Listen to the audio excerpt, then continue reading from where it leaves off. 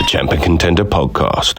Hello, and welcome to the Champ and Contender podcast. My name is Joseph J. Jones. My name is Fabian Collymore. I'm a singer-songwriter. And I'm an ex-athlete for Great Britain. And we interview the champs and the contenders of this world from all different walks of life, all the way from my little pub in my back garden, the Champ and Contender.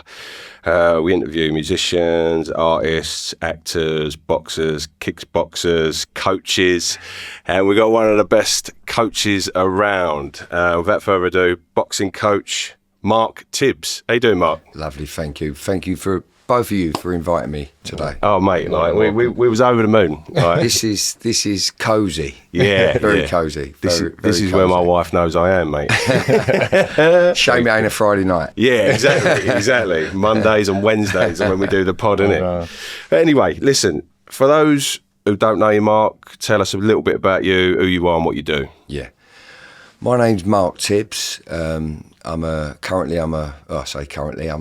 boxing coach, professional boxing coach, and I was an amateur boxer from the age of 6 years of age, and I boxed out of Repton Boxing Club. Wow. Not the Repton where it is now. There was another one. There's another Repton in a place called Pollard's Road, I believe, and a little, we went down these little steps, big prefab. Yeah. But that was when I was the ripe old age of 6. Mad. My uncle Dennis Dockett, he took me there, and he took me there. I was a very quiet boy when I was young, I believe, and very quiet, probably shy too, and I don't know how I'm still involved in boxing at 55 years of age today. But I had a couple of years there. So I guess, played about in it was a nursery club back then. Then I went to West Ham Boxing Club a little while later, a few years later, and went back to Repton, where I won, numerous titles, amateur titles, and boxed my country and European games sort of thing. And I had a good upbringing in boxing. Had some good people around me. Tony Burns, George Bowers, George Ordway. There's a lot more that's involved. So that was a brief explanation of my amateur career. Oh wow. Turned professional, I think, at the age of 19 years of age.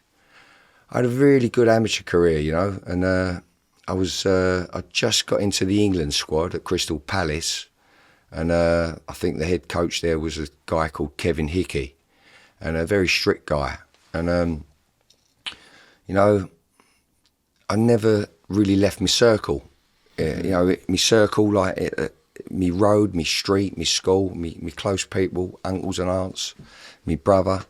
We was all close, and I didn't really go out my circle. So I found Crystal Palace training away difficult. Yeah. Very difficult. And some wild characters I shared the dormitories with, and I didn't last long there, to tell the truth. And my biggest regret is ringing my Uncle Dennis up on the phone, payphone back then. You had to go to a payphone, put 10p in it or whatever, and ask him to come and get me. Yeah. So I regret that in a way, because I'll never forget, I was in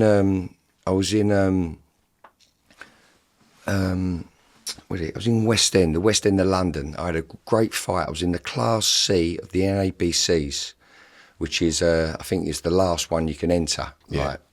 Just before I was a senior, I believe. And I had a great fight. It was in the finals. I got the best box of the night. I looked brilliant. And, I'm not sure if I was really a puncher, but stopped this guy from up north. Tony Burns, which everyone wanted Tony Burns in their corner as a young amateur, because he was the head coach back then, and he's died now. He's died, old Tony, unfortunately, and so I had him in my corner, and I really shone that night. And my dad was there. He was there, and he went, "Blimey, how did you do that?" Because it was quite a spectacular stoppage. And I was impressed, I was surprised myself, sort of thing.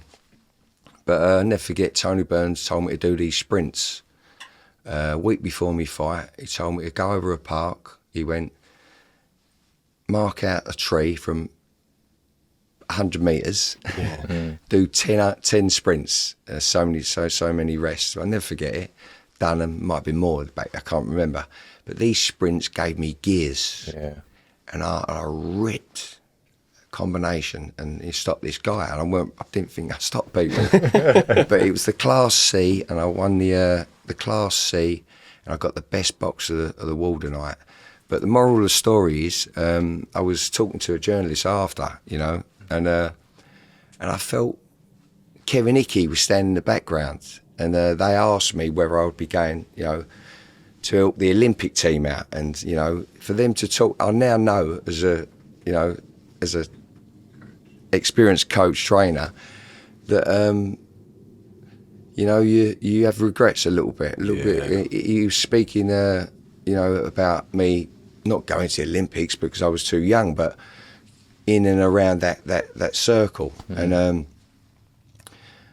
Kevin Hickey was in the background, and I felt him looking at me, and I knew he was disappointed with me for leaving Crystal Palace without telling him. You know, it's just one of them things. But yeah, I carried on. I think I had some bordering on senior fights before I turned pro. A little early, looking back. Turned pro at 19 years of age. Never really found me body strength. But looking back, you know, pretty skillful, and good brain, knew how to read a fight.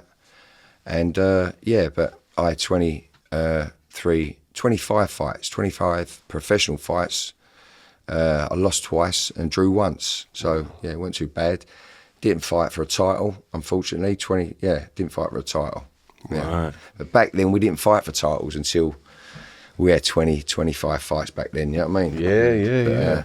Should have hung in there, and I actually took I turned professional with Frank Warren in 1989. Yeah, and had a great career. Well, he gave me a good start, actually, very good start. But Frank got in some, you know, he got shot. Yeah, he got shot, and then you know, career changed a little bit, and went with Barry Hearn, had a spell with Barry Hearn and Frank Maloney even.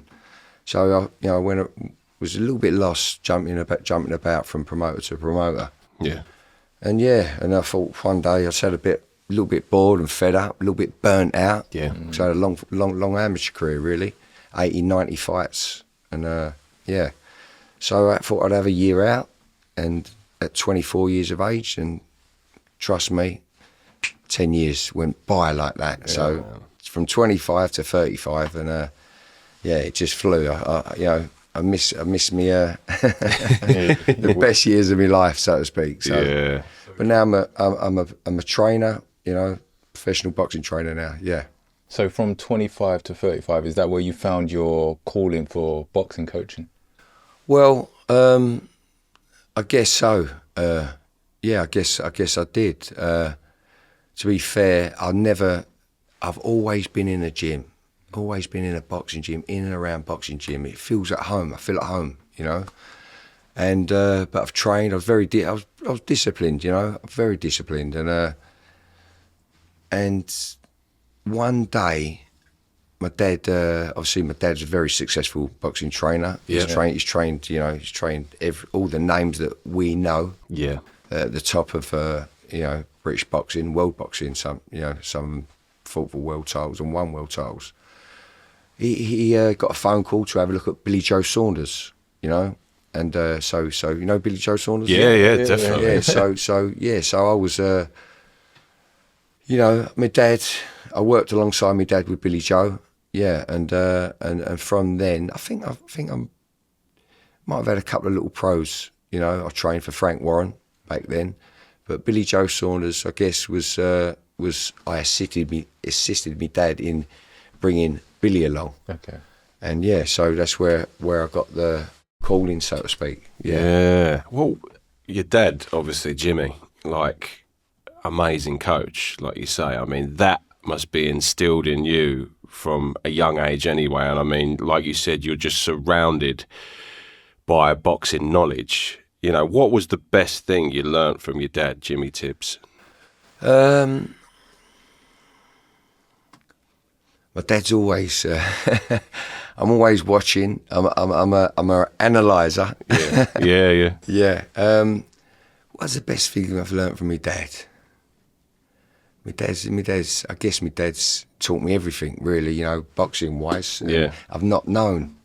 Yeah. It just rubs off on me because he's been around the best, and I'm fortunate enough to have been around him. Probably discipline and timekeeping. Yeah. Yeah, and he's I never watched my fights. My uncle Dennis recorded all my amateur fights since I was knee-high up until I was a 23, 4-year-old guy. Oh wow. Professional, yeah, I got most of them. Yeah. Well, my professional fights was mostly on TV, so we got them from that as well. But I finally watched me amateur fights, and I recognised as I become a trainer, I recognised, wow, it was like chalk and cheese. From my West Ham style to my Repton style was so different. Yeah. So different, very different. But my father, I heard him. I heard him.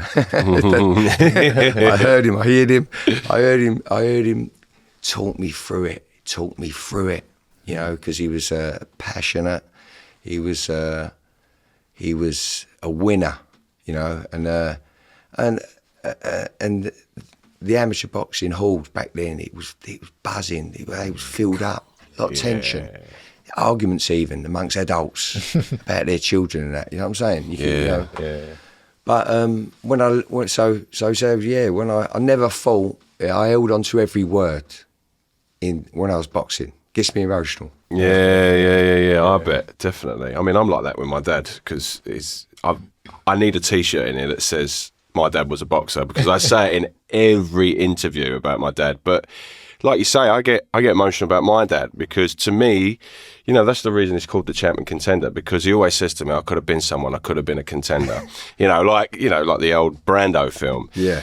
And I made this pub for him, because he lack of a story, he had a brain tumour and things like that, and he didn't want to go out, and I made this pub so he could have a watering hole, and I called it that. And I love talking about boxing with my dad, and there's things like, I mean, he taught me how to properly, look after myself if you're in a scrap and things, and how to stand and how to start. I mean, I've been jumped twice in my life and I never went down, and I just knew that was just down to my dad teaching me those little things. Yeah, and like I say, I held on to every word he said, but you just reminded me, and I didn't realise I did. So I trusted him, and and like you say, you get in situations as an adult, and what he's taught me, is here today with me. I'm saying, well done. Yeah, so I wanted to ask you, what is it like having your father such a big personality in the sports? How is it leading on from him? The pressure of it? Yeah. Well, like, I've grown up with it, yeah? I'm not saying I don't notice it, it's just, sometimes, I don't think about it, to tell the truth. I mean, you look at Eddie Hearn, the Warrens, they're in the same position. Connor, Nigel. Yeah, exactly. We're all. I'm sure my dad. I'm not sure if I know my granddad wasn't a fighter, but he was quite a respectful man back in them days, and me father, I guess, had same sort of pressure to live up to, and it's just one of the things, isn't it? Sometimes I wish he was a bloody bricklayer or something, or a roofer, or whatever, electrician. No, but I don't feel. I feel I'm very, very, very blessed, to tell the truth. if I want to be in this game. I've got a father. See, when me and my dad work together now, he's getting on a bit now. So, he picks and chooses his jobs to do cuts. He's not a trainer no more. But you know what? When we get our heads together, we're like telepathic. When we're in the corner, ba-bum, ba-ba-ba-bum, and we know. Even when we're in a room, we're training. He's always in the gym, Monday, Wednesday, and Fridays, mostly. And, I've got to go to America next week, and I'm going to leave him with Joel Bartel and Finley James. They've both got jobs on. One's on the 15th, one's the week after. And I can trust him to lead the corner. Yeah. Almost 80 years of age. Wow. I mean that. Wow. I can trust him. He literally is his life. It's his life. He's he just knows instantaneously. What he knows what the fighter in the corner's got to do, to get the win or to stay safe or what shots to throw. You know what I mean? Yeah, so I trust him. Yeah. Big shout out to Jimmy, because he took a couple of sessions when we was at Church and Elm Park as youngsters and things like that. Yeah. We said this before, but really young. And I always remember him taking over a session. My dad was in the corner, and my dad was like, "No, that is." I was like, "Well, no, I'm like 9 or 10 years old," and my dad's like, "That's Jimmy Tibbs." So that's Jimmy Tibbs. So yeah, my dad knew him fully well. But what's the best way to bring up a new young fighter? What do you think is the best way to guide them? Well, listen, each and every fighter, like we've got different fingerprints. God blessed us. Unique, so we're unique. But each and every fighter, you got to. I myself like to, I see how they operate. I see how they're built. Style wise and strength wise. If they're tall and slim, they've got to be a bit. Ain't got to be, but they move a bit. They're short and stocky, bit thick set. You got to train. I like to smooth them out, polish them up, and bring add to them, and take away their any bad habits they have. And it's something some are quick at teaching than others. You know what I mean? Some are quick learners, and if they listen to the right instruction, they know. They know. Yeah, they know. Yeah. What's more important than it? Like just going off the back of that, like polishing something, like having natural raw talent, or can you be sort of a mediocre fighter that is trained to be a brilliant fighter? Like, what's your sort of favourite people to work with like that? Or do you think that you need to have a natural talent at first? Well, listen, I mean,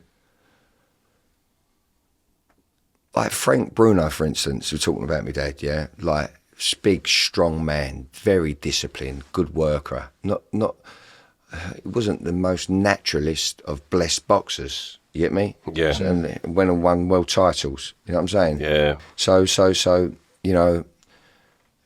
you can get a lot of naturally gifted boxers. Yeah. Unfortunately, don't get there because they're lacking other elements. Other elements. So yeah, you can listen. If you work hard, not everyone's going to be a world champion, but you can make them the best they can be. Yeah. And champions are different. There's something different about them. Some have an air of class or finesse, but strength, heart. There's a lot of ingredients there. It takes to get to the top. Yeah. And to stay at the top is another. We're talking something else as well. Yeah, I can believe. What's the hardest part of being a coach for you? Well, the hardest part about being a coach is probably man management. You got to manage their personalities. You know, you get to know them. You get to know, you know, if you love your job, you get to know, you think you get to know how to, you know, manoeuvre and manipulate and navigate. Yeah. You know what I mean? Sometimes you got to... and sometimes you got to give them a bit, take a bit, and sometimes you got to bring them down a bit. Yeah. But, you know... You become like a father figure, I suppose. I quite like the psychology of bringing fighters along and bringing them up, and like that. I find it interesting. It's a forever changing and challenging. Yeah. It must be hard because like some of them, they get mega bucks now. Yes. And the egos must go through the roof, and they must feel like, oh, yeah, I'm not listening to coach. Look, I've got this in the bank. How do you feel dealing with those athletes that get to that level? Well, you know, I've been fortunate enough to be in that situation, and I won't mention no names, but it's the entourages. Yeah, I won't call them hangers on. I just did, but it's like most of them don't mean anything. Yeah. But they're in the way, man. Yeah. Because generally, like for myself, I can speak for myself, I'm very tunnel vision. I have to tick boxes in my head. I don't carry paperwork, but I've got them on it with everything. Yeah, and I've got better to deal with it as I've got older. You know what I mean? But you know, sometimes it's you know, it's like swimming upstream. Really? But if the fighter's in the right place and he wants to get to his destination and we believe in each other, we can get around in things, you know what I mean? I've been in corners in fights, big fights. And I had headaches around me. I nearly had to get security to get them out because we're going to lose this fight if you get in this way, because there's a process. I'm nearly there. We're nearly there because we've been doing this in the gym for 10 weeks. Let's get here. Do you know what I mean? Yeah. Pardon my language. No. You're all right. Don't worry about it. You will not believe some of the slanguage that comes. I have to bleep and edit and bleep and edit. But I like to think over the years I've got a good solid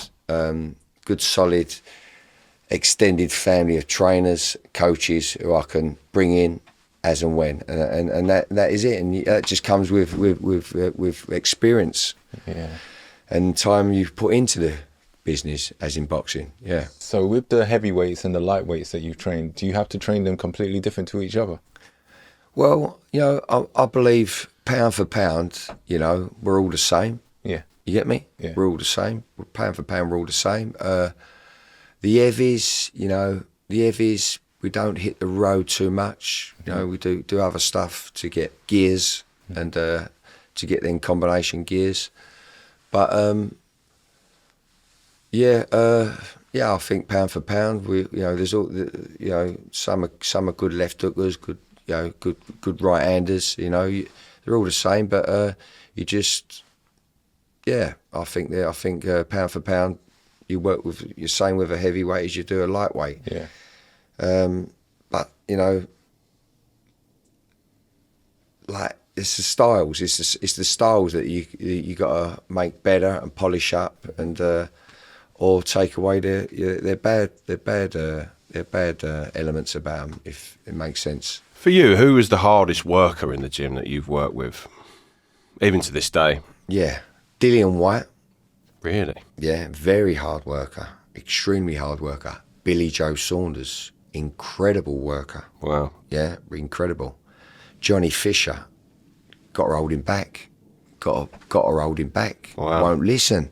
Yeah. Right? No, I shouldn't say won't listen. He's a very good listener, but you know what I'm saying? Yeah. I got a young middleweight now, Joel Bartel. None of the big promoters have picked him up yet, but he's gonna be a champion. He's got everything. Really? Got everything. Joel Bartel, the beast they call him. He's a lovely kid, lovely human being, and a good fighter. Very good fighter.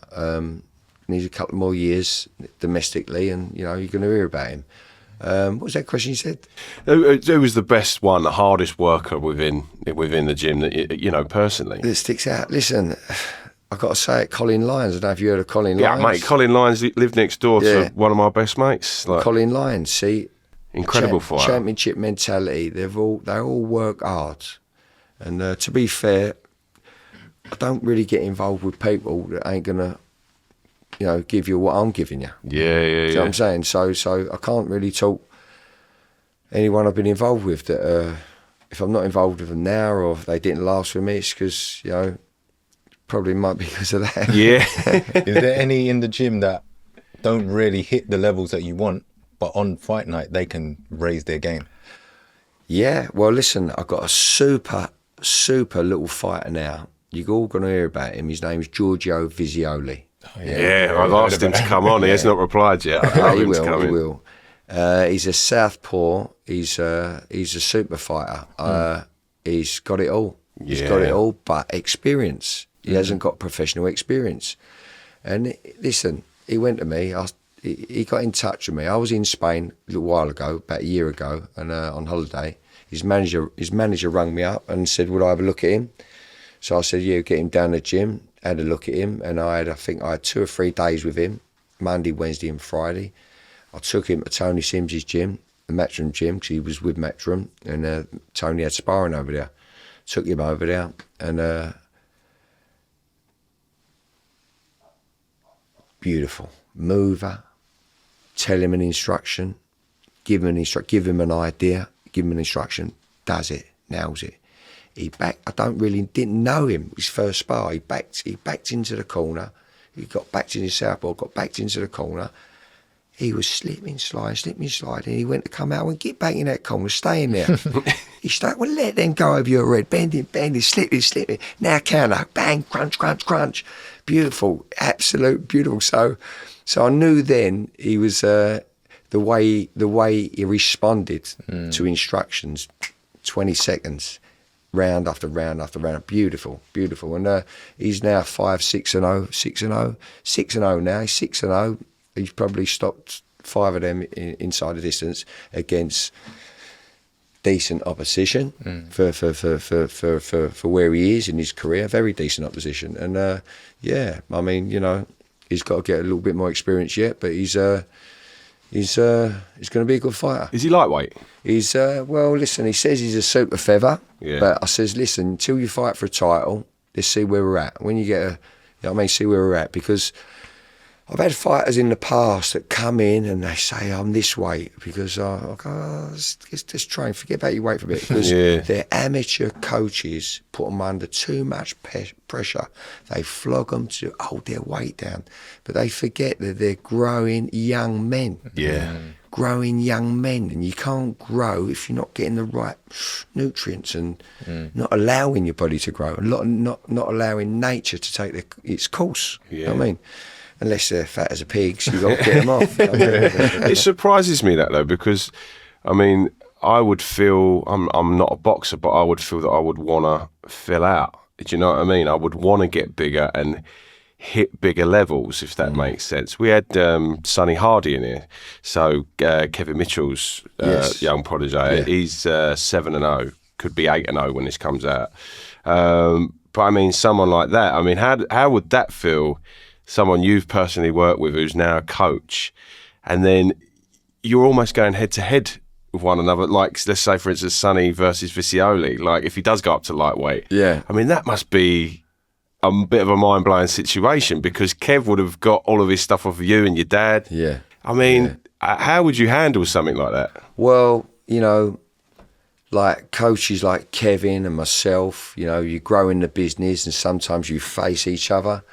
But Kev will understand that Sonny Hardy and Visioli are totally different, got different attributes and offensive skills and defensive skills.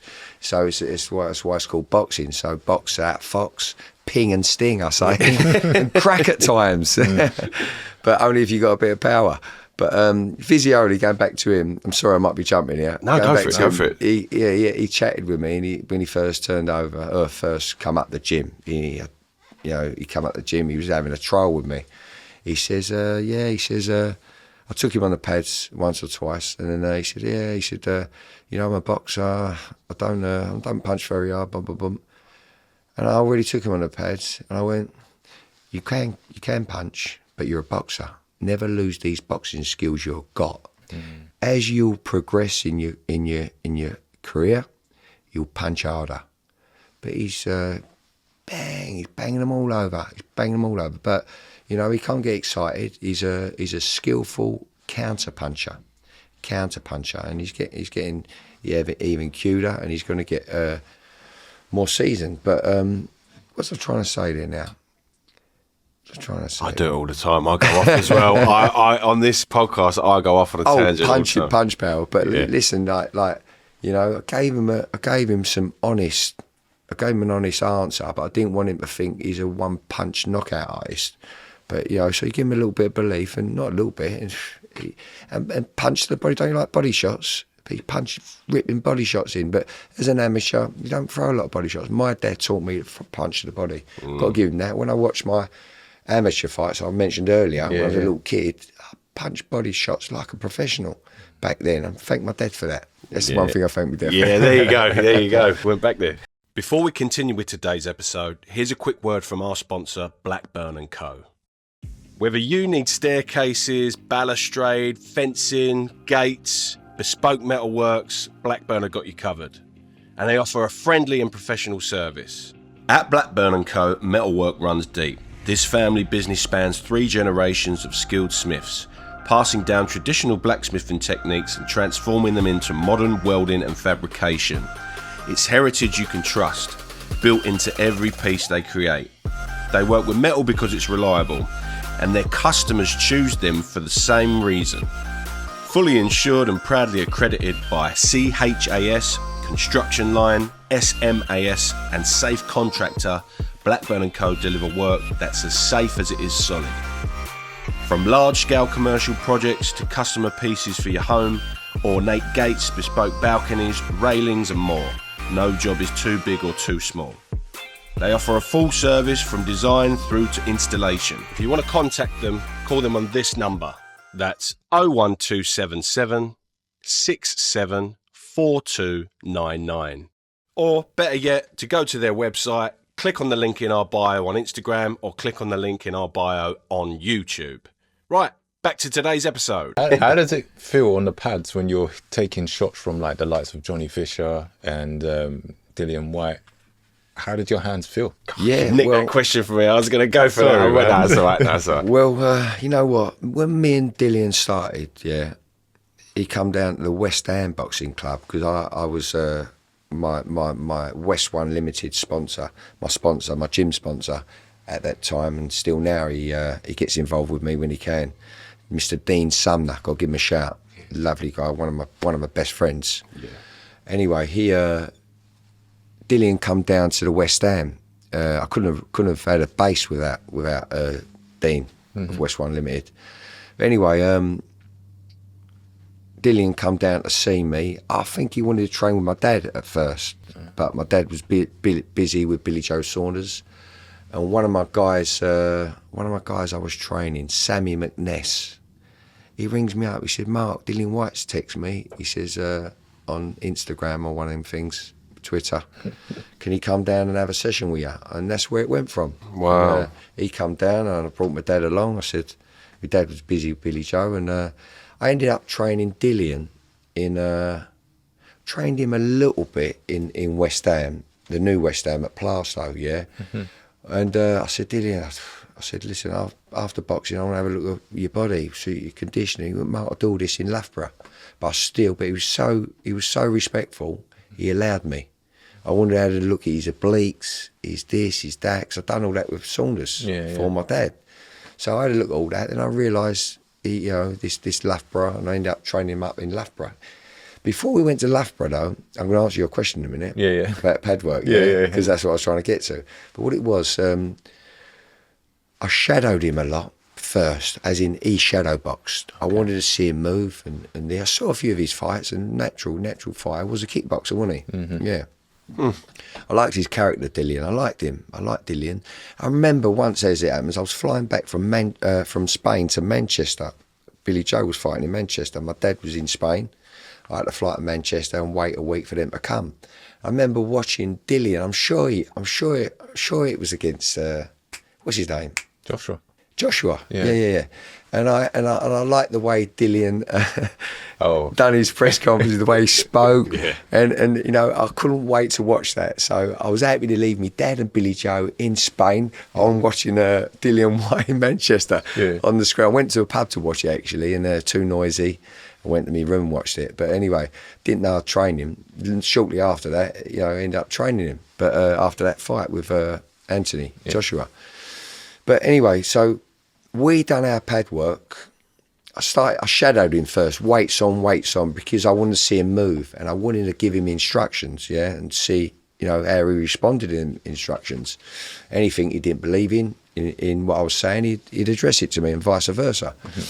And anyway, ended up understood how he felt about the university in Loughborough, and you know, we ended up spending years up there in the end. But I went to Leicester, to a gym in Leicester with him. It was not far from where he used to, you know, dig in his digs in Loughborough.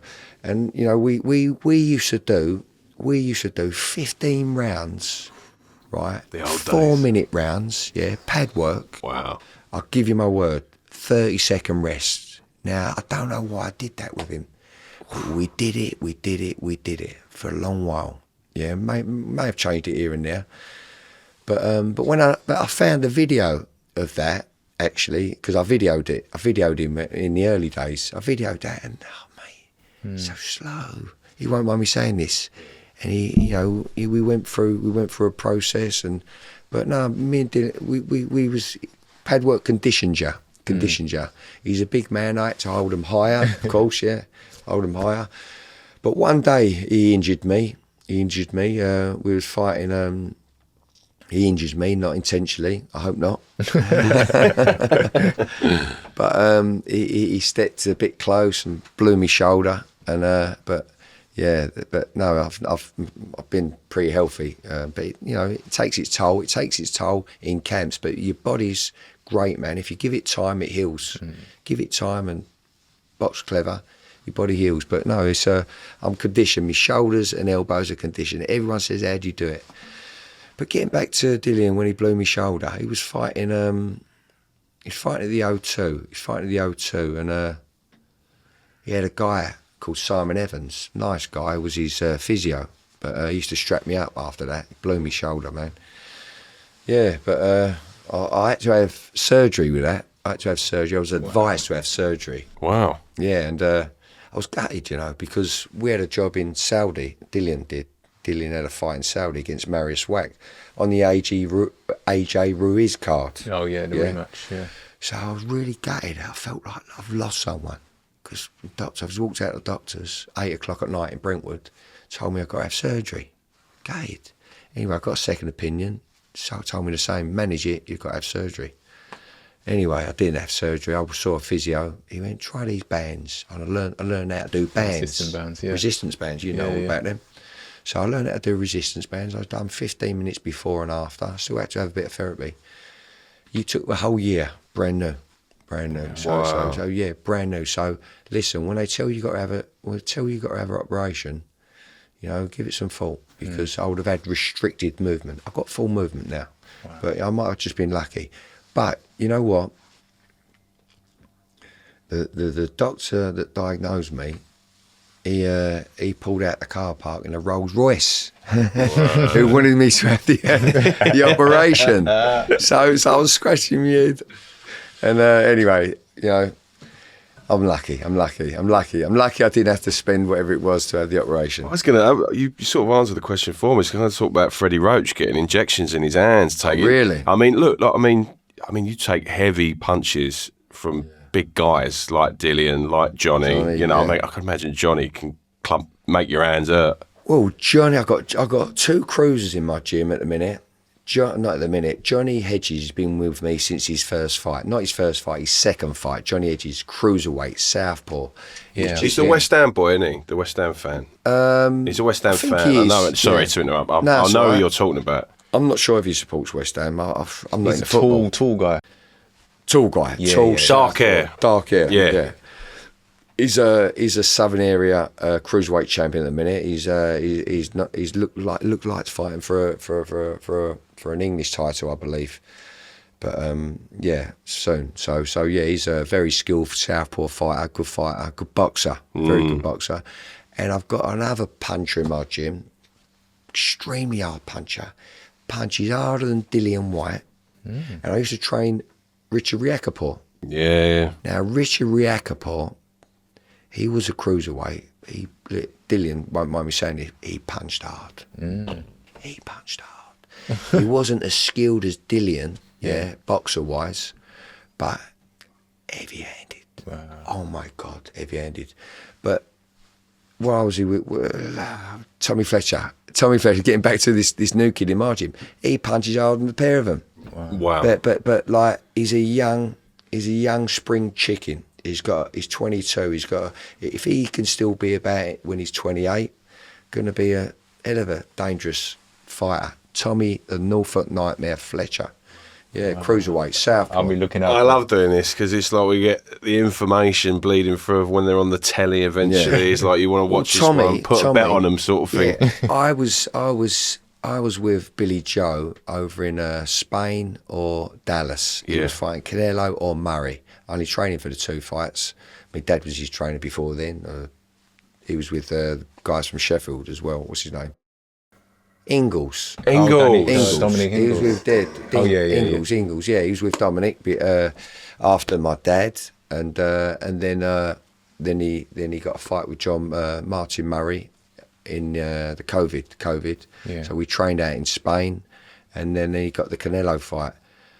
And I had a guy in my gym at the time, Stephen. He was looking after the gym along with my dad. A couple of fighters, that was ticking over. And he says, Mark, I've got this guy. His name's Tommy Fletcher. He's from Norfolk.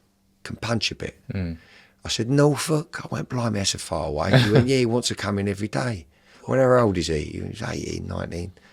I went, nah. I said, look, good puncher. He went, yeah, he can punch. I said, I trusted Stephen. And all of a sudden, I went, a bit far. Tell him to come every other day. I'm back in 2 weeks. Yeah? Yeah. Back in 2 weeks. So I gets back, listen to this. I felt him on the pads. Unbelievable. Puncher. Tall dangly. He's, anyway, but a big puncher. And I thought, blimey, you he ain't even 21. Yeah. 20, I mean. So anyway,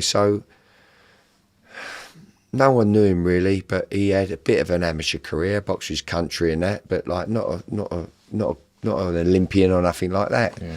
So with a few contacts I had, I took him on the road. I was training Ebony Bridges. Right, yeah. Kept him in the gym with Billy Joe, finished my business with Billy Joe, but started training Ebony Bridges for world title shot. I said, come on the road with me. No one wanted to sign him, didn't know who he was, Tommy, you know what I mean? And so I took him on the road, and every gym that Ebony sparred in for this world title fight, she was fighting for a world title up in Leeds. And so I took him on the road with Ebony and set up a bit of sparring. I bumped into Ruben, as happens, up in one of their gyms. We sparred with one of his guys. Ruben weren't there, a guy called Peter that worked with Ruben, doctor guy. But anyway, he was bowling them all over. Tommy, bang, bang, bang. Not Street Fighter either. It's articulate. Yeah, counters. And then, but how I got started with him, I thought, I'm not going to mess about with you. I took him once on the pads. I took him straight to Tony Sims's gym and sparred with John Ryder. Right. Yeah, John Ryder, very seasoned professional, on the borders of big fights at the time himself with Canelo and people like that. So I said, look, will you do me a favour? Give him 4 rounds. And good man. He gave John a good 4 rounds, but he was only mature enough to give him the 4. It was dangerous for the 4, with due respect to John Ryder. John knows that and all. And Tommy knows that now, but gave a great account of himself. After that spar, I set him up with a guy, southpaw, 27 years of age, strong man, won't mention his name either. He wanted to spar in my gym with him. He was pretty well known. And he stuck it on Tommy. he stuck it on Tommy. Tommy's 20 years of age, or 19. Tall, 6 foot. He's 6'7", actually. 6'7" southpaw, but tall and dangly. He ain't developed yet. Yeah. Anyway, this geezer, strong man, 27, stuck it on Tommy, got on his chest. Oh, mate, felt so sorry for Tommy. I went, anyway, Tommy come back to the corner. I looked up, I went, Tom, trust me, his shoulders are too square on the ropes. You've got to tilt them a bit. Whoop, and try that one. I went, trust me, it ain't going to always be this hard. Anyway, went straight out there, down, team, let him come, crunch, bang, literally timber. Bang. So people started hearing about him, doing good spars with good people. We sparred with Dan Aziz, he sparred with a lot of people, you know what I mean? Yeah. A lot of good names. Chev Clark, I can't remember else. Big names, good domestic names. Yeah. And he's been out to Las Vegas with Joe Joyce. Joe's hired him to spar on that. So, you know, he's got something about him, and you can hear a lot about him. But he's had 8 fights, 7 fights. He underperformed in his last fight. He had a little step up, underperformed, lost his last fight on points. So I'm a bit gutted for him. But, you know, he's going to turn it around. He's got to turn it around. Yeah. And, but, like, said a lot about Tommy Fletcher there, haven't I? Oh, mate, one to look out for, you know what I mean? Like, focus into him. Yeah, you spoke about Riakporhe earlier. And Richard, the power that he's got. How does he do against Okoli? I think Okoli's a bit big for him. Right. You know, like Richard. I've been in situations with Richard, and he's pulled it out of the bag because of his mentality. Hard, very calculated. Yeah, very very calculated, but lacks a bit of boxing skill, I think. Yeah, but man can punch. Man can punch. He's a lovely geezer, Richard. I remember once, I was training him at the Peacock Gym, and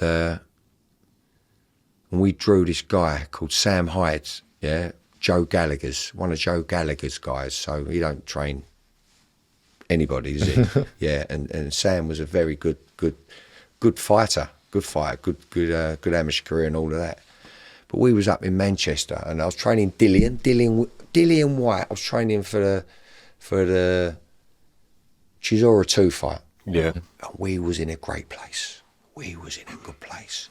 I had Richard, and he had talking about hangers on. We had a few people around him, and he weren't green to the game, but he was a little bit like rabbit in headlights a little bit. I knew he would be, or I thought he would be, up in Manchester where the fight was going to take place. It was on the Bellew Usyk card, funny enough. You know, Bellew and Usyk. It was on the undercard of that. Anyway, so I rung Dillian up. I rung Dillian up on the phone. I went, Dill, listen, Richard, let me go to Manchester with him. Mark, go with him. I want you to go with him. It's only a few days anyway. I want you in a great place.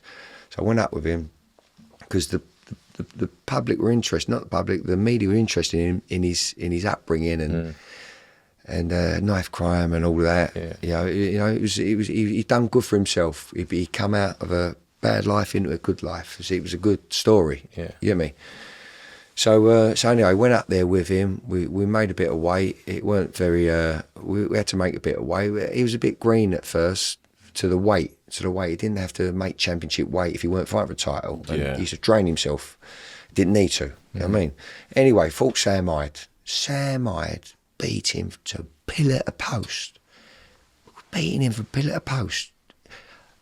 I didn't know how to snap him out of it. Do you know what I mean? And anyway, so I had a lot around in the corner, getting in the way. But anyway, so I thought, he come back to the corner, he sat down. I went, Richard, I looked him straight, I went, Richard, your body language says you don't want to be here. I called him a bottle job, in front of his crew.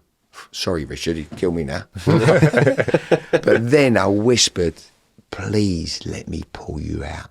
He pushed me out of the way. He went, watch this. Bum, bum, bum, crunch.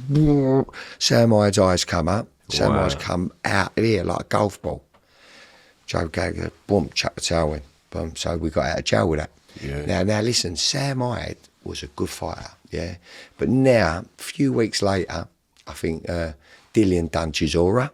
Yeah. See Dillian, wait, that fight was unbelievable. Dillian fight. When I think about it, he's lovely to work with Dillian. Honestly, lovely geezer, lovely geezer. I've got to say it, yeah. But you know what? He's a hard character to work with at times, but loyal geezer, yeah. Anyway, so I'm engrossed in the fight as well. I'm engrossed in the fight, but coaching him, engrossed in the fight, in the corner, coaching him. Anyhow, I went to my crew, what round's this? They went, I'm sure they went 9-10. I went, fucking hell, is it? I went, right. So I went, Dillian, you have to be careful how you talk with Dillian because he takes it the wrong way. I don't know emotional behaviour. Yeah. So I went, Dillian, after, before the minute's come, listen to me, Dill. It's getting late and it's very tight. Something like that, along them lines. It's getting late and it's very tight. He went, watch this. Went out there. They both chucked left hooks, but he knocked him out. Wow. Bang, done him proper. But anyway, getting back to Richard Riakporhe, listen to this. So done, got out of jail with that one punch with his power. His raw power. Richard, that is, against Sam Hyde. So now we drew a geezer called Tommy McCarthy. So Tommy McCarthy, and he was a top amateur. He was a good prospect in the cruiserweight division. Yeah. Anyway, he was with a good manager I know, Mark Dunlop. Yeah. Anyway, so I was scratching my head thinking, wow, good fight. This is a good fight because everyone know that was. Call it lucky, lucky, but I know it weren't lucky because he something sparked in him. It was your voice. Well, whatever it was, he found it, and he found it. But I knew he had it. I knew he had it. But because when I used to train him, I used to say to him, you can punch in all the amateurs, you knock them out in the last round, but you're going to get beat. You've got to learn how to box and nick rounds, nick rounds, win rounds. Do you know what I mean? You've got to win these rounds. You can't keep losing it and hoping you're going to get lucky. What you did there, to me, in my head, it feels like you're like the Alex Ferguson of boxing. Thank you, blimey. That is a leg up. With that little hug around his neck neck and telling him that little words of wisdom. Thank you. That sounds like an Alex Ferguson type of thing. Well, listen to this. Getting back to Tommy McCarthy fight. So now I know all the public are going to write my man off, Richard Riakporhe, write him off because he got lucky in their eyes. So I planned the training camp in the Peacock Gym, in the private gym out the back in Canning Town. We done that, yeah. I got Craig Richards in. He's a good stand-up spider, good stand-up boxer. I knew, he's a good boxer, Spider. He's a good boxer. Had a good win the other night and all. Back with Tony Sims. Body shot. Yeah, beautiful. But anyway, so I got Spider in, and also who's the heavyweight champion, British? What now? Yeah, now. It's not what's his name anymore, is it? Fabio Ward. Ward. Yeah. Well, Fabio, lovely geezer, really nice geezer, and his coach. No, I've known him a long while. Got Fabio in for Richard and Chris. So I knew, he's a bit lumpy, Fabio, but he was very green, white collary, white collar fighter. You know what I mean? Anyway, so I sparred in with Richard. I thought, I went to Fabio's coach. What's he done? I should have known because we used him with Dillian Whyte a lot. Dillian manages him now still. Yeah. Anyway, so all of a sudden I put Craig in with Richard, and you could see him getting better and better, like boxing better, and we had about 3 weeks of that work. Went into the Tommy McCarthy fight, different. He won rounds and he put him away, Tommy McCarthy, in good style, good fashion. Brilliant. Bloody Richard Riakporhe, we fought him and all. What's his name? Who's the world champion now? Chris Billum Smith. Yeah. We done him and all. Yeah. We done him. I don't know for what title. One of them titles, British or... What, early days? Yeah, Oh, wow. Richard's beat Chris Billham Smith. Yeah. Wow. Tight fight though, 0-2 I think. Chris Billham Smith, and there's another fella there, one of Joe Gallagher's boys, but he weren't with Joe at the time. I thought he was the best cruiserweight at the time out of the lot of them, beating for the British title. Good fighter, man. I can't think of his name. But Richard beat Chris Billham Smith, who's now world champion. Yeah. Got beat with him just now, didn't he? Yeah. But we beat another geezer for the British title at York Hall. Blimey, I can't think of his name. It's not Lawrence Okoli. Nah. Getting Chamberlain? back, not Chamberlain, we ain't, but he didn't fight him. Getting back to the Okoli fight, I ain't seen Okoli fight. He's not, he hasn't got the most. I think the heavyweight's going to suit him. The heavyweight Everyone says that. weight's going to suit him. I just fancy awkward, tall. I think he'd be, I like him and all. I don't really know him that well, but I spoke to him once in Saudi Arabia. Lovely fella, Lawrence. He was in the Peacock a lot around me. He was with a trainer called Brian Lawrence at the time. Not Brian Lawrence, Brian something. Yeah, I know. Yeah. But you know what? You asked me who I fancy out of that. Probably Lawrence. Yeah. Probably Lawrence. Yeah. Yeah. We talked about words of wisdom and just saying little things. It seems like, micromanaging someone, like, because you know what's going to get them out of it. We had Big John sitting there and he was telling us about how you were telling Johnny that his granddad's with him, through the rounds to get him through that Dave Allen fight, which was a very close fight. I think Johnny did win it, personally. Looking at, if you go and if you mark and score boxing the way that you do it, I personally think you did. Still think it's close. Yeah, I did. I still think it's close, but, we're going to have number 2. I mean, he praised you so much, just your words are, to get him out of it and say, granddad's with you, to have, your equilibrium shot, to have a blood clot in your ear, to stand up after round 4, was it? Round 5? After, end of round 4, I believe. Yeah, mate, round 5, round 4. But do you know what? I'll be honest with you. I had to watch my language, and I do watch my language. I'm focused on the fighter and his performance. But I had a mic on me that night, and mate, I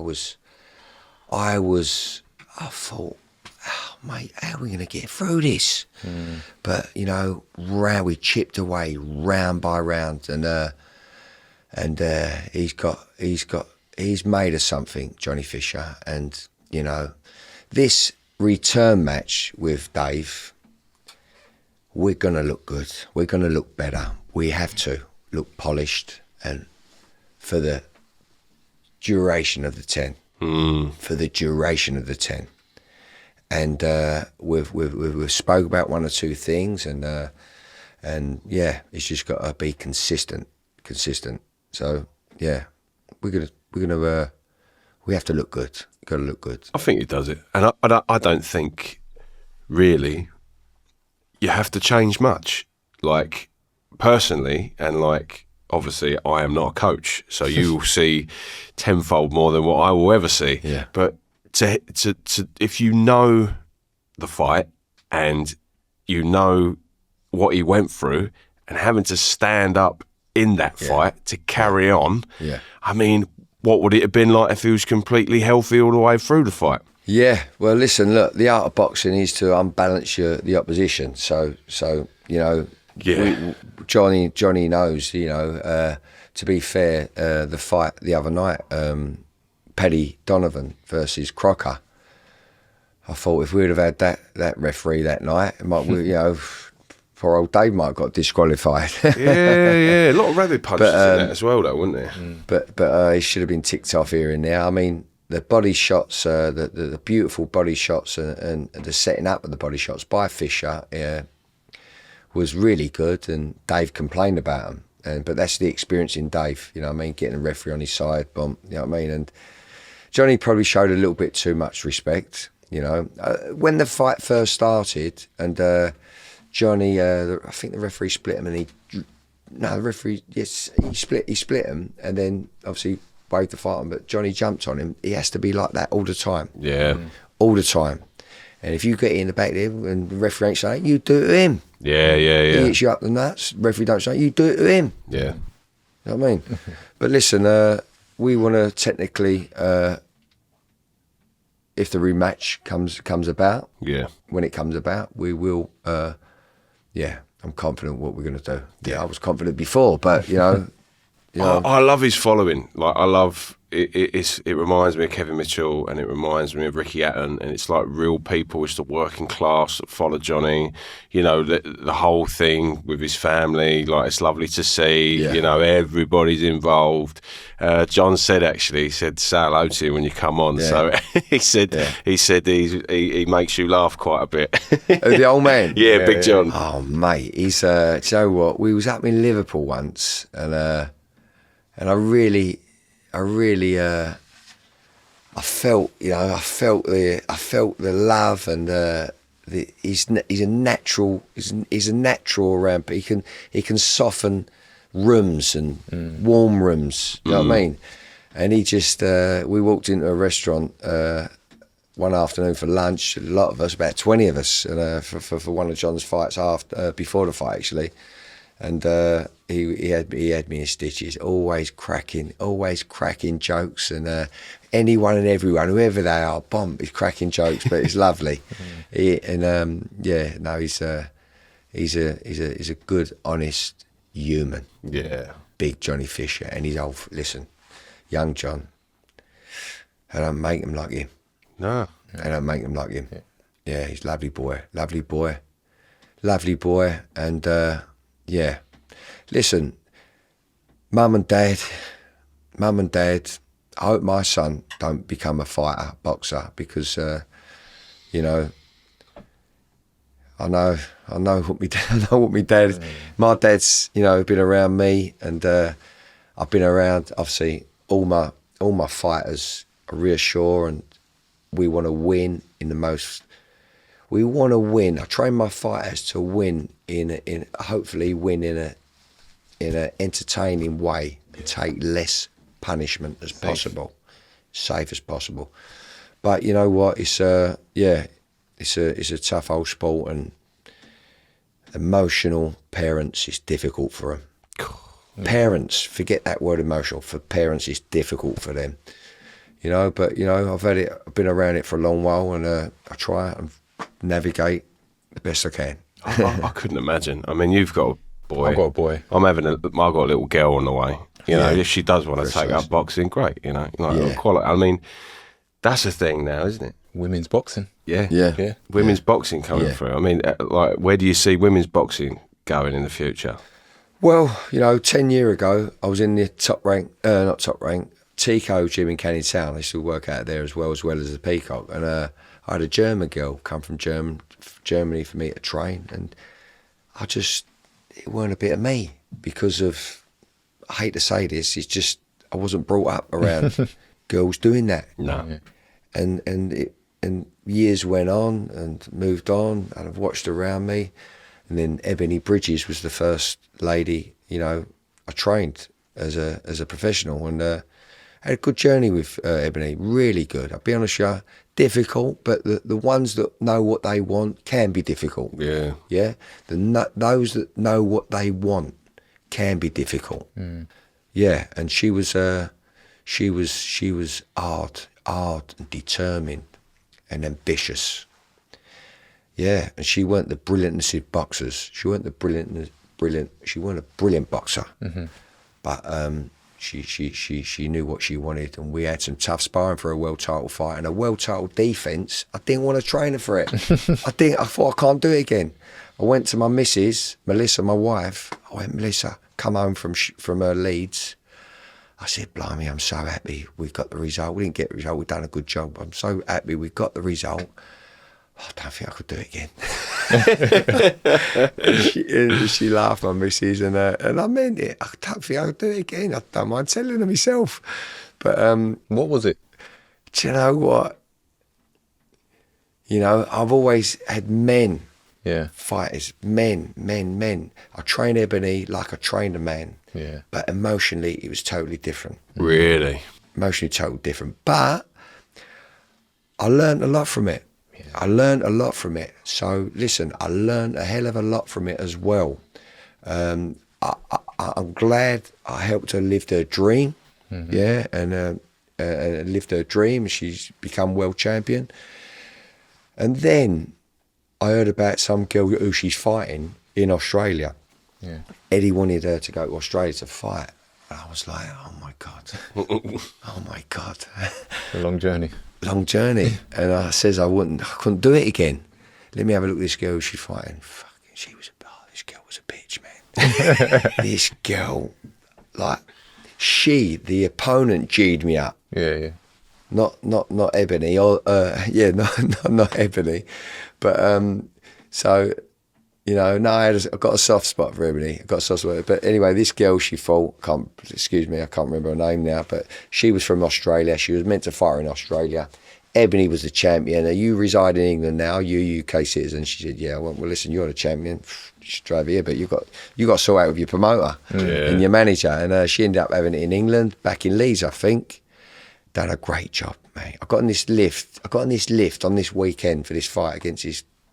She was, but she was a nice girl in the end. Nice girl. Listen, in a fight, when you're having a fight, everyone's tinted. Everyone's girls are different. Not everyone, but you know. Girls worry me more than men.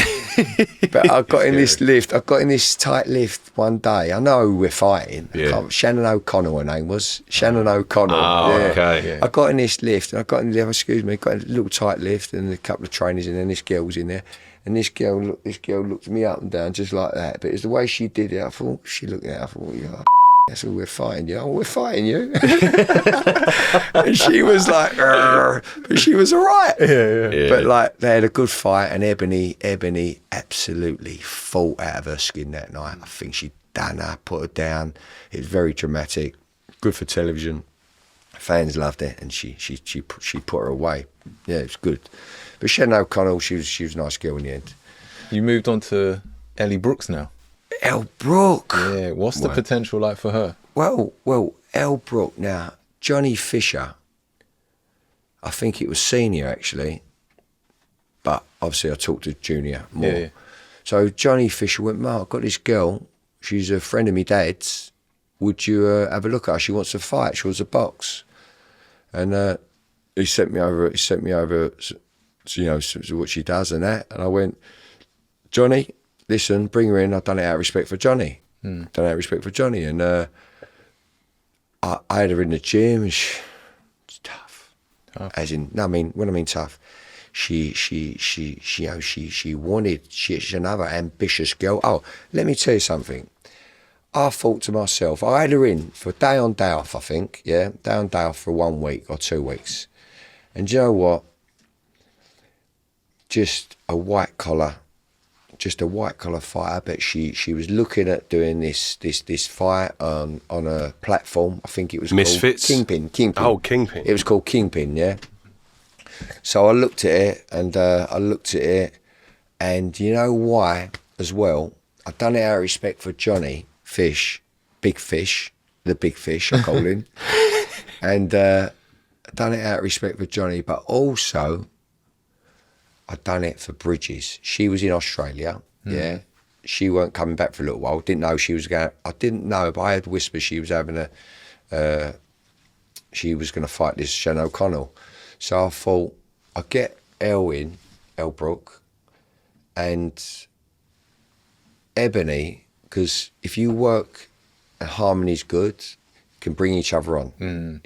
Bring each other on. So I thought it'd be good for Ebony, and Elle, I trained her for a pretty few weeks, I think, and she's a lovely human being, very, very, very lovely human, very, very savvy, very lovely lady, and her husband, very lovely guy, Chris, you know, lovely guy, pair of them. So, you know, I can work with nice people. I can work with nice people as long as they're not getting in the way of my priorities. We can work. So I thought, see how it goes with Ebony. And Ebony, I'll never forget, I trained them around the same time together, didn't spar them. And one one particular time when I thought the rapport was there. I thought, right, you can move her around. Ebony, move Elle around. Might have been body sparring, you know what I mean? But move around. You see a little bit of physical stuff now. Instead of all the pads all the time, pads and bags, bit of physical stuff. You want to be a fighter? That's what Ebony said. She went, hey man, you want to be a fighter? You want to be a fighter, huh? You want to be a fighter? She went like that. Winding her up, mate. She had the hump, really. There's another girl in the house. Right, I reckon. But you know what? They worked really, really well together, and she was part of the team. Ebony, part of the team, and they gelled, and you know we'll work together really, really well. And I've had some great fights with Elle Brooke, and do you know what? For where she is and what she's at, she's done fantastic. And do you know what? She has got championship mentality. If you knew the situations we've been in, and she ain't a fighter, and she's, if it was me daughter, I'd have gone, babe, come, forget about this. Come on. Do you know what I mean?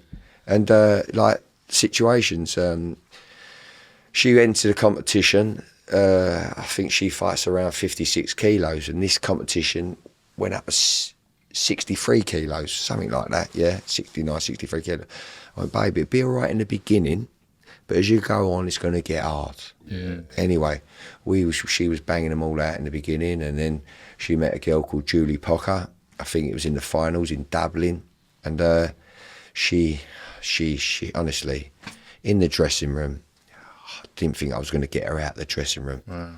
She had some gloves made, and they was all passed by the governing body, whatever governing body was involved with it. Anyway, we have to win these little battles, otherwise she's going to feel it. Anyway, they didn't want us to wear these gloves, the other team. And in my eyes, listen, if you're good enough, it don't matter what you got in your hands, we win. But I have to think of this little lady, and what she's want and what we've got in our contract. Yeah, I don't think we had it in our contract, but I went, get the other team here. Got the other team, got the governing body. I went, listen here, she's got to wear these gloves because they're in her contract. I went to the geezer governing body. You know me, didn't you? I didn't know him. He went, yeah. I went, right, get this sorted. Yeah. So we won that battle. He allowed them gloves. So we won that battle. I didn't think I was going to get her out of the dressing room. Then gets out of the dressing room.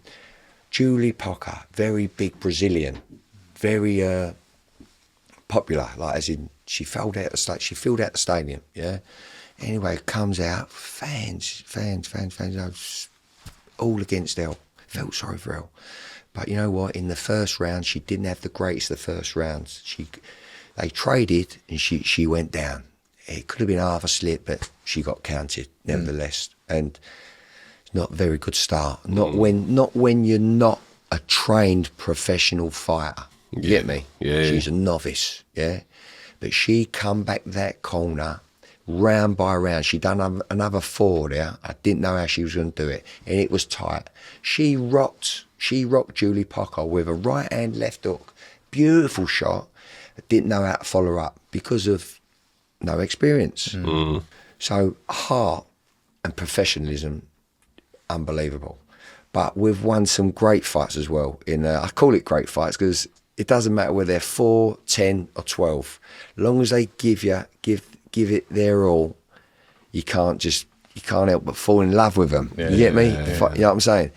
But what it was, she boxed a girl called Faith Ordway once, I think. Yeah, Faith Ordway. Lovely name, that. Faith, innit? Yeah. Yeah. Anyway, she boxed a girl called Faith Ordway at Wembley. Tall and rangy. And Elle's like quite tall, short and petite, yeah. But she's coming on. She's coming on, as in by now. And I think she's 7-8-0 now. Oh mate, I forget. I'm going to tell you something about it. We went to America. You've got to listen to this though. Faith Ordway. So we went to a public workout over at Chisora's gym actually. Anyway, so I fucking looked at this Faith Ordway. It's not the style. I ain't telling Chris and Elle this. It's not the style I want. Tall dangly. Like Elle probably ain't got the know-how. I can show her it and teach her it. I'm not sure if she can do it. Yeah. She ain't got the know-how to get on the inside of them long levers and then put them on her whiskers. You know what I mean? Anyway, so that's in the back of my head. I'm trying to do this for months in the gym. at least 3 months or 2 or 3 months we trained for. Anyway, so went to the public workout. This girl, Faith Ordway, pretty girl, yeah. Anyway, I've gone to the public, she's got her hands wrapped up. She's got in the ring. Now, I think my job is to not judge, but I like to read. I like to read what I'm doing. Try and read and get an assessment. How we're going to go about this bit of work, you know what I mean? Yeah. So I couldn't read her for love nor money. I don't know why. I just thought, I can't work this girl out. She was as cool as a cucumber. But then she done all her hands up to hit pads. She got in that ring and she didn't hit pads. There was a lot of media, real lot of media. There's a lot, you know. It's a funny old world, that world, but the amounts of people and from all walks of life that go there and watch these fights really threw me. Yeah. Threw me at first. I thought, who are these people? What planet did they come from? Because I'm used to the boxing world. You know what I mean? But it was great. Anyway, Faith Ordway. So I couldn't read her, but I liked that she was going to hit pads and she didn't. So I thought, a little crack there. I need that. I need that for myself. Yeah, I need that. Anyway, first round at Wembley. It was. That was actually Misfits. I think that was Misfits. Yeah, it was her first Misfits fight, actually. First Misfits fights. Callie Sowland sitting there ringside and a few of the other boys there. Anyway, Ebony got her around her, Elle, and it was mate, she stuck it on this Faith Ordway. Faith Ordway stuck it on her. She stuck it on, bang! She puts her... Elle sticks her on her ass. She takes a knee, gets up. Now she cannot come off. She can't backpedal now because you've got her. Remember in the first fight, I said she clipped someone. She didn't know how to keep them there. Well, this time now she knew. She's just, you know, she's bang bang right hand. She got right hand, yeah, good right hand. Bang, crunched her. She kept going. Referee jumped in, stopped it. But like, I got a lot of pleasure. From that, the style and the way she went about it. But and then once. Can I keep talking? Yeah, of course you can. Right, I had to go with Johnny Fisher to Texas or Vegas. So I had to go to Vegas, yeah. Anyway, Elle was fighting up north somewhere. Newcastle, I think. Misfits, yeah.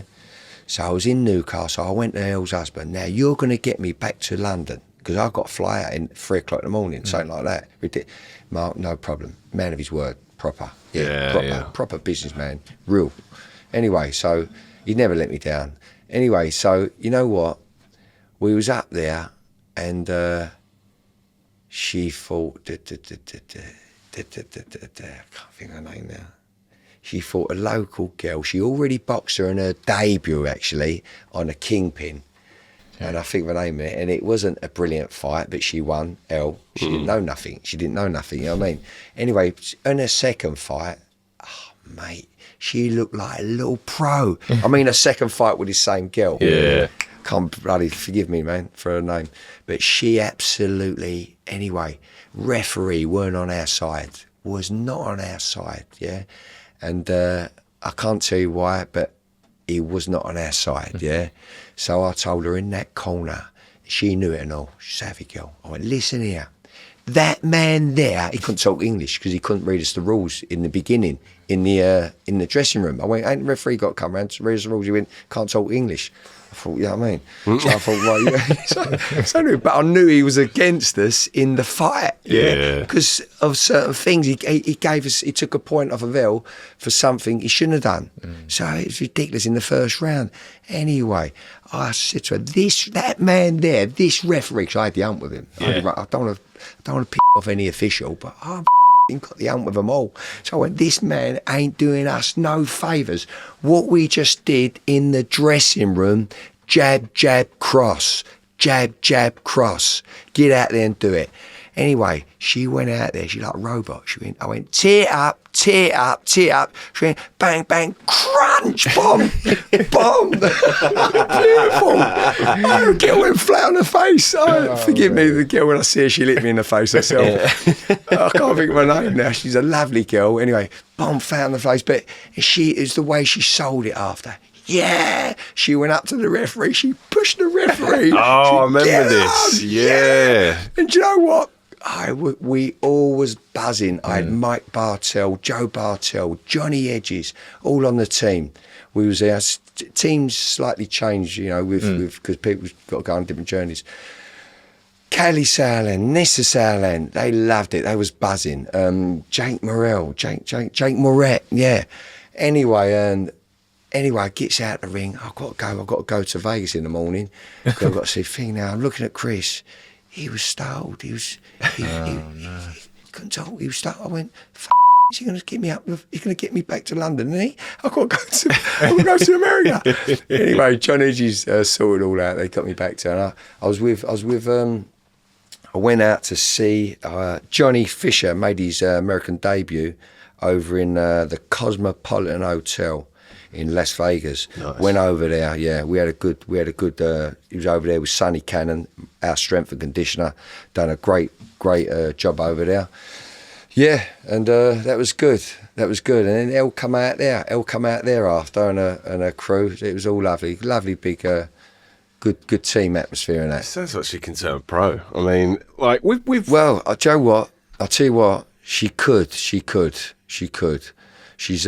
enough. She's good enough. In this day and age, especially like the public know what Elle did in the past with like the adult movies and things like that. Like the world of Misfits in general, we've had a few of them in here as well. Mm-hmm. What is your take on people that get a shot at boxing in a ring through doing something totally different and zany out of it? Like, are you a fan of Misfits? Like, are you like, if you train for the boxing, you can do the boxing? Like, what's your take on it all?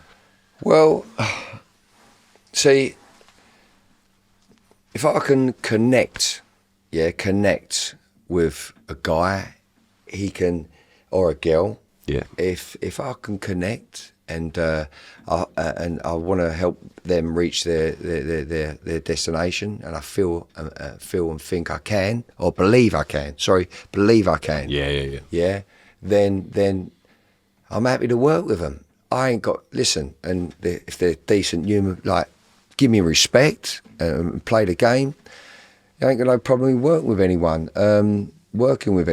A young guy coming to me a couple of weeks ago. King Kenny, I don't know if you know him. Yes, King Kenny. yeah, King Kenny. I message him. King Kenny. Try and get him on. Yeah. Lovely. I'll tell you what, he can box. He's from the Sidemen, right?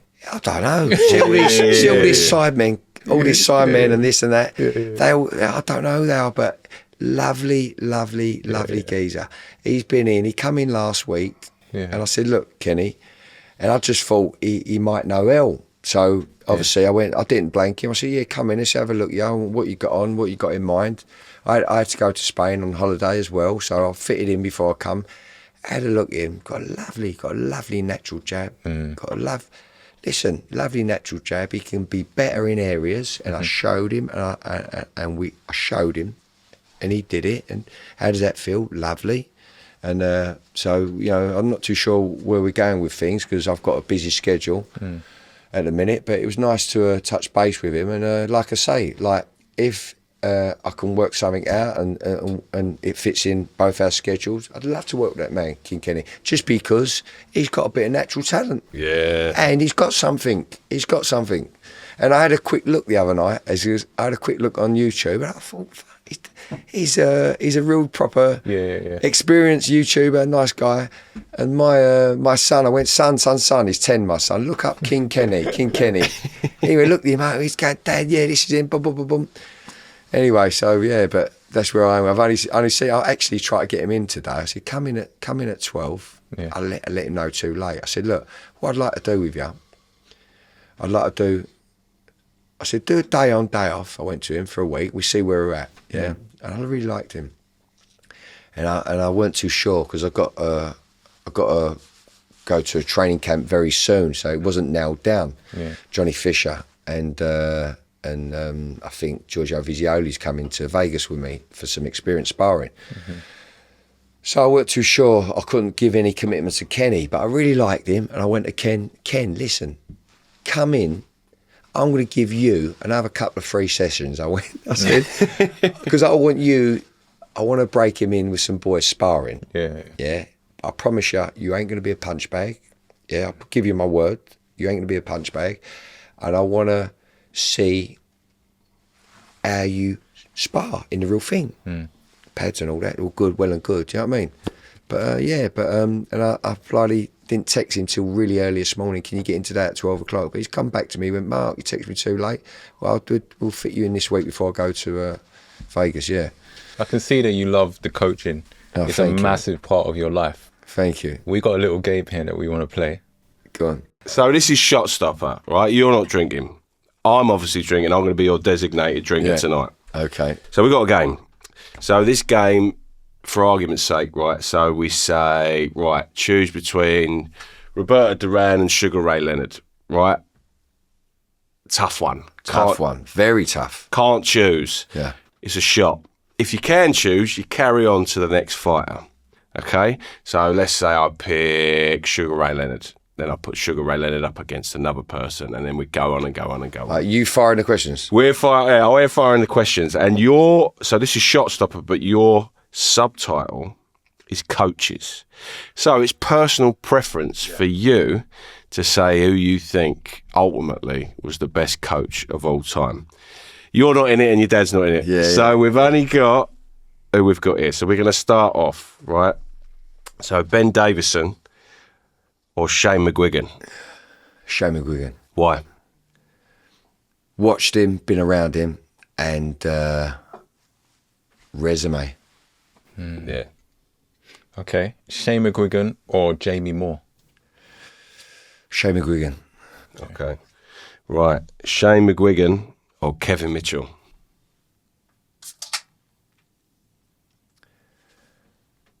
Shane McGuigan. Kevin Mitchell got a soft spot for. Not quite got his nails in the coaching game. I'm going to be honest. Kevin's going to give me one of them left hooks when he sees me. He spoke nothing but highly of you. Yeah, he loves it. He's lovely, Kevin. We had some good times. Yeah. Brilliant times, Kevin. Shane McGuigan or Dominic Ingle? Ooh, we spoke about him earlier. Well, see, can I talk about him a bit? Yeah, go for it. Of course. See,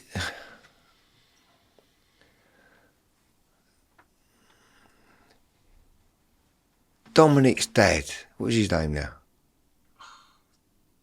Daddy Ingle. Ingle. Mr. Ingle. John Ingle.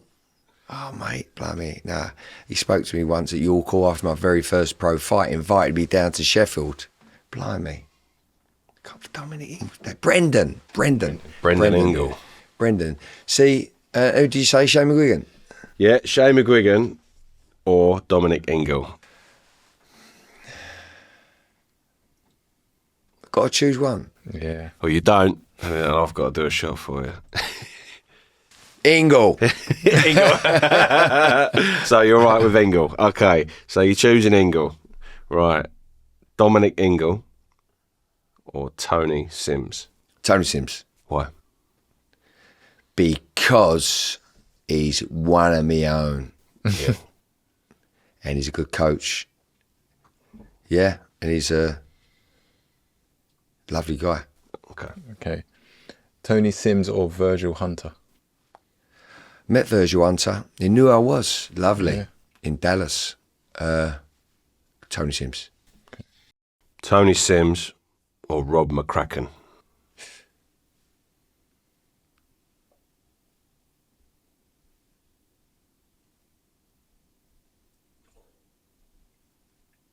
Rob was brilliant for AJ. Fantastic. Tony helped AJ out. Yeah. Tony Sims. Okay. Tony Sims or Joe Gallagher? Oh, mate. Joe Gallagher. Why is that? And this is all personal preference, so no one can ever go. Joe's absolutely mental on boxing. I've seen him there with computers back in the day, in hotels, studying, knows the game inside out. Not that Tony don't. He ain't had one over on me, so I feel I've got to give him that. Is it a thing where you like? Well, I guess it is. But no, listen, we're all competitive. Yeah. We're all competitive, but listen, when you've done it a little while, there's the respect's there. Yeah. Respect's there, yeah. Fighting without fighting. Yeah.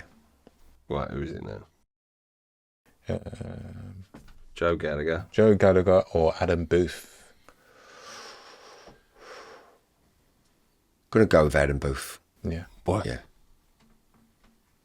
Yeah, I've been around Adam a little bit, grown up in and out, a little bit around him. I think he's a bit younger than me, I'm not too sure. Same age, I don't know. Very successful in good analysis, good trainer. Good trainer. Old school, I guess, a little bit old schooly. Yeah, and they're all good guys, all these guys you're talking about. And they're all guys that, I've got all their numbers on my phone, all these guys. So, Wow. So yeah, but Adam Booth. Okay. Adam Booth or Angel Fernandez?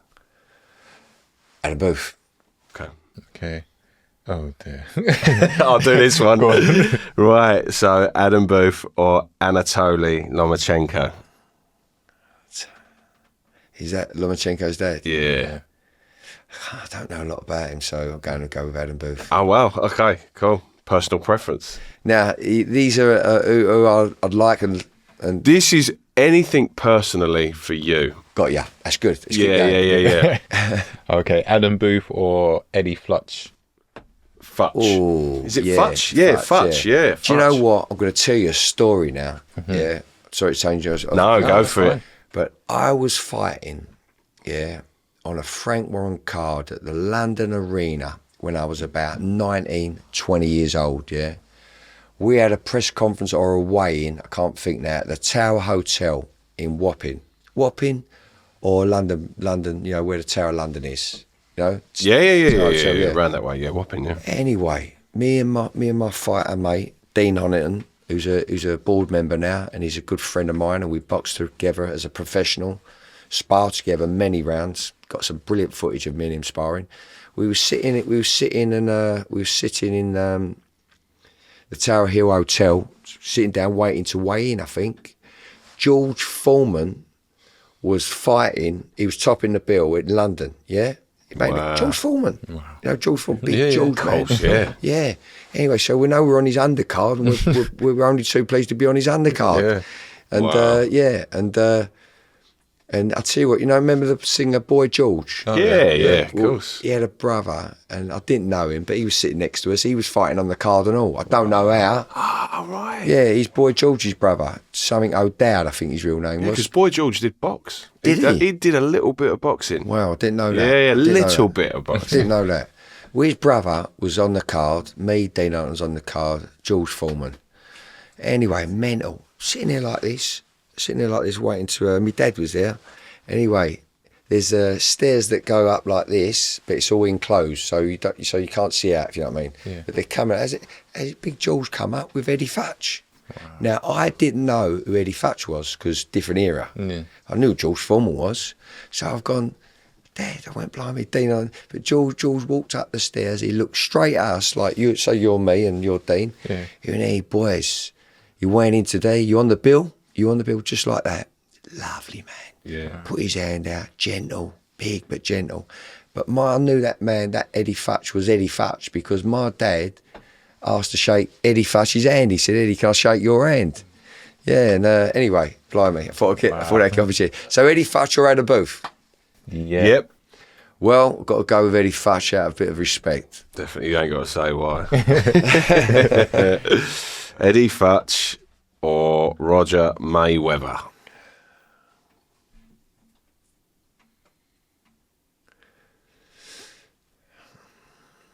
Jesus, and then Mayweathers know their boxing, man. You know, when you watch them and you know. Just to watch his defence. Yeah. And you know what? I'm going to say Roger Mayweather for the simple fact is I wasn't and don't know too much of Eddie Futch. Yeah. Only that he was a trainer of a lot of good people. Yeah. Yeah, so, yeah, Mayweather. Okay, Roger Mayweather or Teddy Atlas? I love Teddy's analysis, especially 10 years ago. I don't know why I said that. Yeah, no. Yeah. Makes sense. Teddy's analysis. Trainer-wise, Roger Mayweather. Okay. Yeah. Roger Mayweather or Angelo Dundee? I met Angelo Dundee. Did you? Yes, my man. What's he like? Well, I was a little boy. I was at Wembley Arena. I was in a cafe opposite with Terry Lawless, Right. my father, Mickey Duff. Yeah, I was a young kid. I was there. And Angelo Dundee walks in, and these guys, obviously I was a little boy. I was all talking to him. Yeah, and I knew he was straight away. And he was with a good fighter, and forgive me for not knowing, because I just was Angelo Dundee. You know what I mean? He was coaching or training and cornering a fight that night. So Angelo Dundee and who? And Roger Mayweather. And Roger Mayweather. Angelo Dundee. Yeah. Okay, Angelo Dundee or Emmanuel Stewart? Oh, I'm gonna go Stewart. Yeah. Yeah. Why's that? I just love his rapport with fighters, his rapport, and what he did with Andy Lee, the magic he put in him. Andy Lee's a fighter like, you know, yourself, and a Repton fighter, what I come from. And, you know, just stories I read and listened to and watched him coach and that. And Dillian Whyte, before he come with me, he was with Banks. Yeah. Banks was Is it Ellie Banks? Yeah, Banks, something Banks, Gordon Banks, something Banks. But he was Dillian's trainer before me, and Banks was before Emmanuel died. He was his, assistant. Okay. What's his name now? Banks? No, he was involved in the fight the weekend. I can't think now. Yeah, that makes sense. Yeah, definitely. So, who's next? We've got Emmanuel Stewart or Freddie Roach. Emmanuel Stewart or Freddie Roach.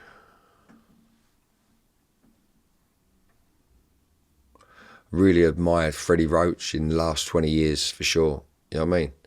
What he's done. Brilliant. Knows his game, knows his stuff. But I'm going to go with Emmanuel Stewart. personal preference. Emmanuel Stewart or Customato? I can only admire Customato's footage and all of that, and what he done with Tyson, and Harry was